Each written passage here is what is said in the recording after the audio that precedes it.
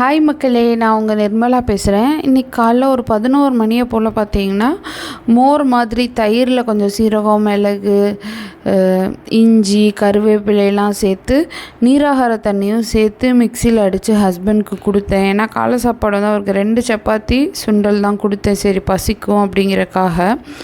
அதுக்கப்புறம் எனக்கு பார்த்திங்கன்னா ட்ரை ஃப்ரூட் ஜூஸ் ஊற வச்சதே மறந்துட்டேன். சரின்னு ஒரு 11 மணியை போல் அதையும் அடித்து குடிச்சிட்டேன். நைட்டுக்கு தான் ஹஸ்பண்ட்க்கு என்ன தரலான்னு தெரிலையேன்னு யோசித்துட்டு இருந்தேன்.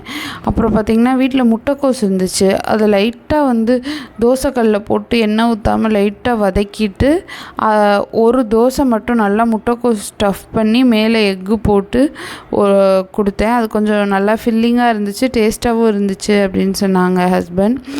நம்ம வந்து தொடர்ந்து வெயிட் லாஸ்க்கு என்னென்ன சாப்பாடெலாம் நான் கொடுக்குறேன் அப்படிங்கிறத நம்மளோட விளாக்லேயே அப்டேட் பண்ணுறேன், பார்த்துட்டு சொல்லுங்கள். நன்றி மக்களே.